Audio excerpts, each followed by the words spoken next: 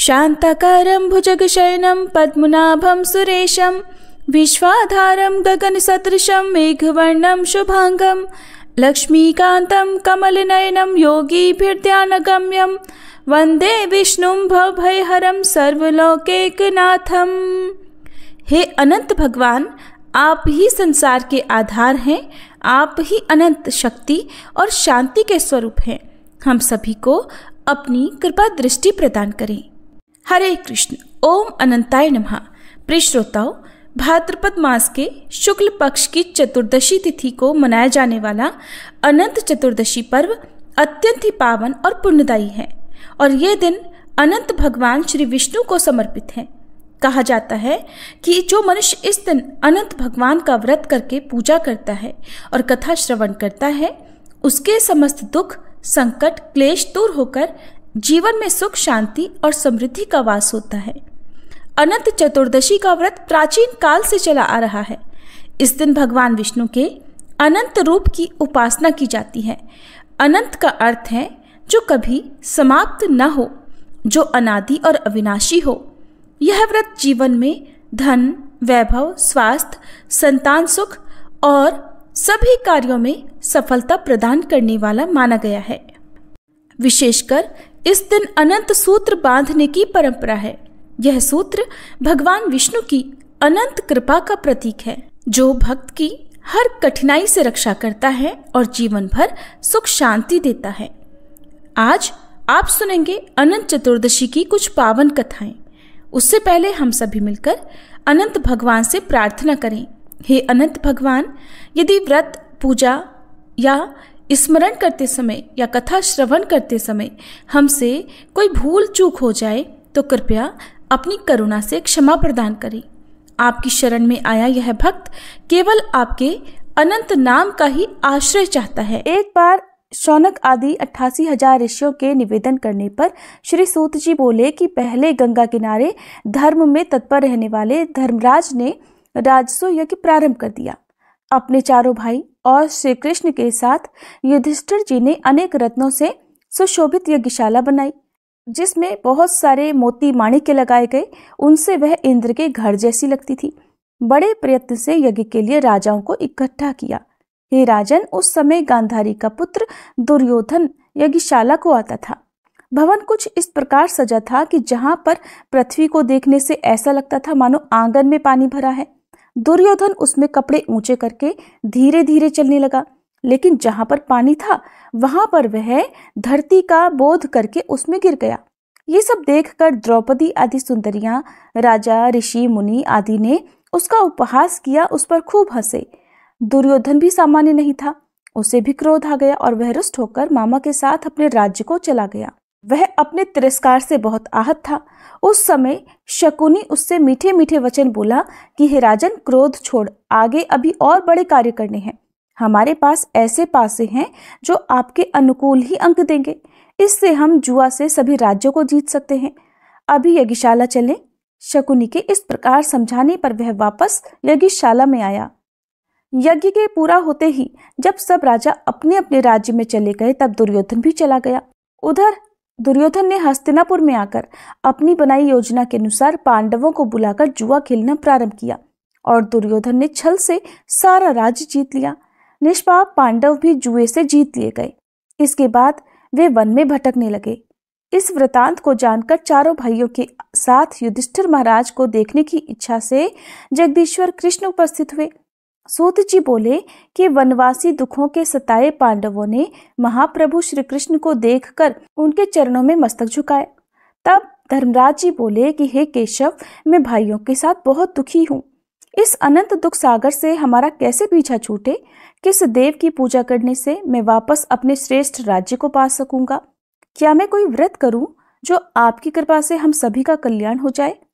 ये सुनकर श्री कृष्ण बोले कि सब पापों का नाश करने वाला पवित्र एक अनंत व्रत है। हे युधिष्ठिर, वह स्त्री और पुरुषों के सभी कामों को पूर्ण करने वाला है। वह भाद्रपद शुक्ल पक्ष की 14 के दिन होता है। उसके करने मात्र से सभी पाप नष्ट हो जाते हैं। ये सुनकर युधिष्ठिर जी बोले कि हे प्रभु, आपने अनंत ये क्या कहा? क्या वह शेषनाग है अथवा तक्षक है, परमात्मा है या साक्षात ब्रह्म है? कि इसका नाम अनंत है? हे केशव, ये सत्य बताइए। ये सुनकर श्री कृष्ण बोले कि हे धर्मराज, मैं अनंत हूँ। आप मेरे उस रूप को समझिए जो काल, आदित्य आदि ग्रह रूप हैं, जिसके काल, मुहूर्त, दिन और रात्रि शरीर हैं। पक्ष, मास, ऋतु, वर्ष और योग आदि की जिसकी व्यवस्था है वही काल है। उसी को मैंने अनंत कहा है। वही काल रूपी कृष्ण मैं भूमि के भार को उतारने और दैत्यों को मारने के लिए प्रकट हुआ हूँ। सज्जनों के पालन के लिए वसुदेव के कुल में पैदा हुए मुझे आदि, मध्य और अंत रहित श्री कृष्ण, श्री विष्णु, श्री हरि, श्री शिव, वैकुंठ, भास्कर, सोम, सर्वव्यापी ईश्वर, विश्वरूप, महाकाल और सृष्टि संहार और पालन करने वाला जानो। पहले विश्वास के लिए मैंने अर्जुन को वह रूप दिखाया था जो योगियों के ध्यान करने योग्य सर्वश्रेष्ठ है, जो कि विश्वरूप अनंत है, जिसमें 14 इंद्र, वसु, 12 आदित्य और 11 रुद्र हैं। 7 ऋषि, समुद्र, पर्वत, सरित, ध्रुव, नक्षत्र, दिशा, भूमि, पाताल और भूर्भुव आदि हैं। युधिष्ठिर, इसमें संदेह मत करो, ये करने लायक व्रत है। तब युधिष्ठिर महाराज ने फिर से पूछा, हे मधुसूदन, इस व्रत के महत्व और विधि का भी वर्णन कहिए। इसका पुण्य फल, दान और पूजन क्या है? पहले किसने इसे किया और मनुष्य लोक में यह व्रत कैसे आया? ये सब अनंत व्रत का विषय विस्तार पूर्वक बताइए। तब श्री कृष्ण बोले कि हे धर्मराज, पहले सतयुग में एक सुमंतु नामक वशिष्ठ गोत्री ब्राह्मण थे। हे राजन, उन्होंने भृगु की दीक्षा नामक पुत्री के साथ विवाह किया था। उस पत्नी से उन्हें एक अमित उच्च लक्षणों वाली सुशीला नाम की कन्या पैदा हुई। अब वह कन्या बड़ी होने लगी। कुछ समय के बाद कन्या की मां ज्वर के दाह से पीड़ित होकर नदी के ही किनारे अमर होकर स्वर्ग चली गई, क्योंकि वह पतिव्रता थी। हे राजन, सुमंतु ने कन्या के लालन पालन के लिए दूसरा विवाह कर लिया, लेकिन दूसरी पत्नी के चरित्र अच्छे नहीं थे। वह कर्कशा चंडी थी, नित्य लड़ाई झगड़ा किया करती थी। इस प्रकार वह कन्या अब अपने पिता के घर में बढ़ने लगी। कुछ दिनों के बाद पिता ने देखा कि कन्या सयानी हो चली है। उसे देखकर पिता ने उसके योग्य वर देखने का निश्चय किया और सोचने लगे कि मैं इसका विवाह किससे करूं। ऐसा विचार कर वह एकदम दुखी हो गए। उसी समय परम वैदिक और धनी श्रीमान मुनिराज कौंडिन्य वहां चले आए और कहने लगे कि मैं तुम्हारी परम सुंदरी कन्या के साथ विवाह करना चाहता हूँ।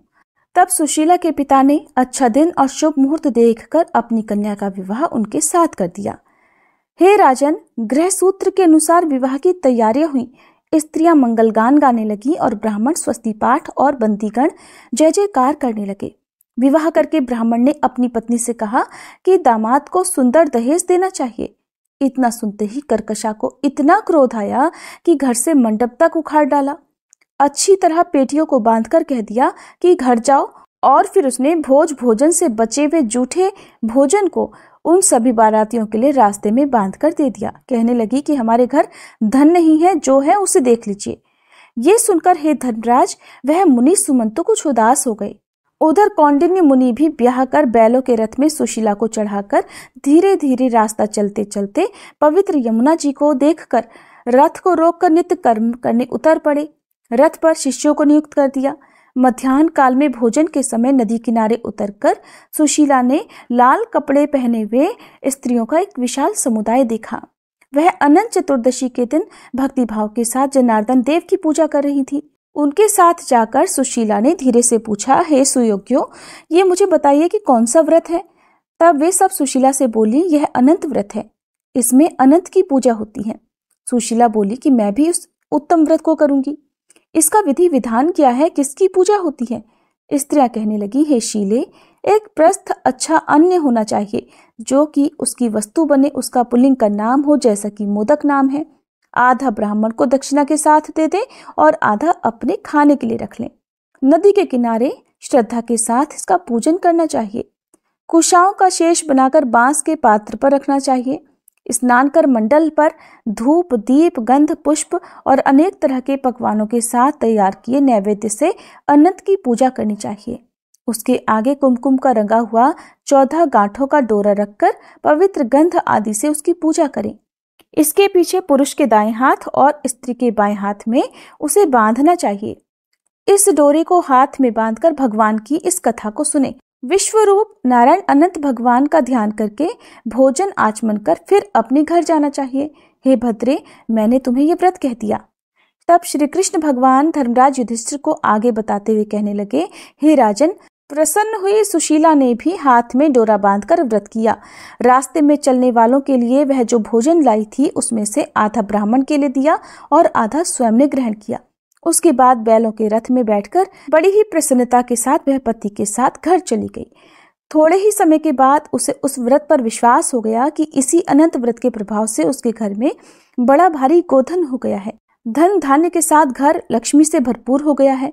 वह अतिथि पूजन में आकुल व्याकुल हुई अच्छी लगती थी और मुक्ता माणिक जड़ी हुई पूजनी और मुक्ताहार से विभूषित रहा करती थी। देवांगनाओं की तरह संपन्न और सावित्री की तरह सुशोभित हो रही थी। घर में पति के समीप ही सुखी होकर वह विचरा करती थी। एक दिन वह अपने पति के समीप बैठी हुई थी। उसके हाथ में बंधा हुआ डोरा मुनि ने देखा और पूछा, ये डोरा क्यों धारण किया है, सत्य बोलो। तब सुशीला बोली कि जिसकी कृपा से धन धान्य आदि सभी संपत्तियां मनुष्य पाते हैं, वही अनंत मैंने धारण कर रखा है। सुशीला के इन वचनों को सुनकर धन में अंधे हुए उस ब्राह्मण ने निंदापूर्वक कहा कि ये क्या अनंत अनंत लगा रखा है, अनंत क्या होता है। ऐसा कहकर उन्होंने मूर्खतावश उस अनंत को तोड़ डाला और उस पापी ने उसे दहकती आग में डाल दिया। सुशीला हाय हाय कहकर भागी और उस अनंत सूत्र को उठाकर दूध में डाल दिया।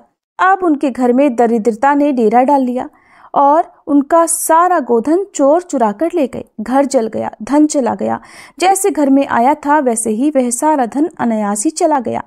स्वजनों से कलह और भाइयों से फटकार मिलने लगी। अनंत की निंदा करने के कारण घर में घोर दारिद्र्य आ गया। भगवान श्री कृष्ण कहते हैं, हे युधिष्ठिर, अब उसके साथ कोई बात भी नहीं करता था। शरीर से संतप्त और मन से दुखी रहा करता था। परम वैराग्य को प्राप्त हो वह अपनी पत्नी से बोला कि हे सुशीले, एकदम यह शोक का कारण कहाँ से पैदा हो गया जिससे हमें दुख और सब धन का नाश हो गया है।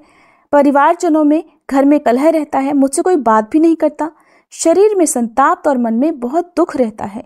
न जाने क्या पाप हुआ, क्या करें जिससे कल्याण हो। तब उनकी पत्नी ने कहा, हे स्वामी, अनंत की उपेक्षा करने के कारण ऐसा हुआ है। यदि आप प्रयास करोगे तो पहले की तरह सब कुछ हो जाएगा। सुशीला के ऐसा कहते ही कौंडिन्य मुनि का मन भगवान के चरणों में लग गया और वैराग्य तो था ही, वे वन को चल दिए। अब उन्होंने केवल वायु का सेवन करके तप करने का निश्चय कर लिया।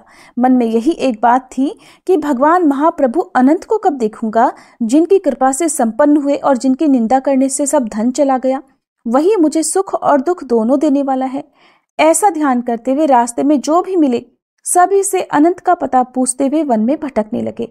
आखिरकार निराश होकर उन्होंने अपने प्राण त्याग देने का निश्चय किया। हे युधिष्ठिर, जैसे ही उन्होंने अपने गले में फंदा लगाया तब तक कृपालु अनंत देव प्रकट हो गए। वृद्ध ब्राह्मण के रूप में उससे बोले कि यहाँ से आओ। दायां हाथ पकड़कर गुफा में ले गए। वहां दिव्य पुरुषों और स्त्रियों वाली अपनी पुरी उन्हें दिखाई। वहां पर दिव्य सिंहासन पर विराजमान शंख चक्र गदा पद्म और गरुड़ से सुशोभित विश्वरूप अनंत को दिखा दिया, जो कि अनंत विभूतियों के भेद से विराजमान अमितमान अमित बलशाली कौस्तुभ से सुशोभित और वनमाला से विभूषित देवेश अपराजिता अनंत को देखकर वंदना करते हुए जोर जोर से जयकार करके कहने लगे कि मैं पापी हूँ, पाप कर्म करने वाला हूँ, आप रूप और पाप से ही पैदा हुआ हूँ। हे पुंडरीकाक्ष, मेरी रक्षा करो, मेरे सब पापों को हरने वाले बन जाओ। आज मेरा जन्म सफल हो गया, जीवन सुखी बन गया। आज आपके चरणों में मेरा माथा भौरा बन गया। ये सुनकर अनंत देव प्रेममयी वाणी से बोले, हे ब्राह्मण, डरो मत, जो मन में हो वो कहो। तब कौंडिन्य मुनि बोले कि माया और भौतिक अभिमान में आकर मैंने आपका डोरा तोड़ डाला था। उसी पाप के कारण मेरी विभूति नष्ट हो गई। स्वजनों के साथ घर में लड़ाई रहती है, मेरे साथ कोई बात नहीं करता। इसी दुख से मैं वन में आपको देखने के लिए चला आया। आपने कृपा करके मुझे दर्शन दिए। वह जो आपके डोरा तोड़ने का मुझसे पाप हुआ, हे प्रभु, अब उसकी शांति भी मुझे बता दीजिए। ये सुनकर अनंत देव कौंडिन्य मुनि से बोले कि आप अपने घर जाइए, देर मत कीजिए। वहां भक्ति के साथ 14 वर्षों तक अनंत का व्रत करें। सभी पापों को मिटाकर फिर तुम उत्तम स्थिति प्राप्त कर सकोगे। पुत्र पौत्र पैदा कर चाहे वे भोग सभी प्राप्त होंगे। अंतकाल में मेरा स्मरण करके निश्चय ही मुझे पाओगे। एक और वरदान मैं तुम सब लोगों के कल्याण के लिए देता हूँ। इस कथा और सुशीला के व्रत की बातों को जो मनुष्य इस शुभ व्रत को करता हुआ करेगा, वह मनुष्य पापों से मुक्त होकर परम गति को पालेगा। हे ब्राह्मण, जिस शीघ्रता से तुम घर से आए थे, अब उसी तरह से अपने घर को जाओ। ऐसा कहकर भगवान अनंत वहीं अंतर्ध्यान हो गए। और अब ये सब उन कौंडिन्य मुनि के लिए एक स्वप्न सा हो गया। सब कुछ देखकर वह अपने घर वापस चले आए। उन्होंने उतने ही वर्ष अनंत के व्रत से बताए जैसे कि अनंत भगवान की आज्ञा थी। भगवान श्री कृष्ण धर्मराज से कहते हैं, हे पांडुनंदन, उन सब बातों को भूलकर अंत में मेरे स्मरण को प्राप्त होकर वह कौंडिन्य मुनि अनंतपुर में चले गए। हे राजन, आप भी कथा को सुनते हुए व्रत करिए, आपकी भी इच्छा पूरी हो जाएगी। जैसा कि अनंत महाराज का वचन है, जो फल उन ब्राह्मण को 14 वर्षों में मिला था, वही फल कथा सहित व्रत को करने से 1 ही वर्ष में मिल जाता है। हे राजन, मैंने तुम्हें ये सर्वश्रेष्ठ व्रत सुना दिया। इस व्रत के करने से सब पापों से मुक्त हो जाते हैं, इसमें संदेह नहीं। जो कथा कहते हुए को सुनते हैं और पढ़ते हैं, वे सब पापों से छूटकर भगवान के पद को पहुंच जाते हैं। जो शुद्ध बुद्धि वाले मनुष्य संसार रूपी गहन अंधकार में सुखपूर्वक विचरना चाहते हो, वे तीनों लोकों के आधिपति अनंत देव की पूजा कर दाएं हाथ में अनंत का डोरा बांधते हैं। कथा समाप्त हुई। सभी प्रेम से बोलिए अनंत भगवान की जय। अनंत चतुर्दशी व्रत की जय।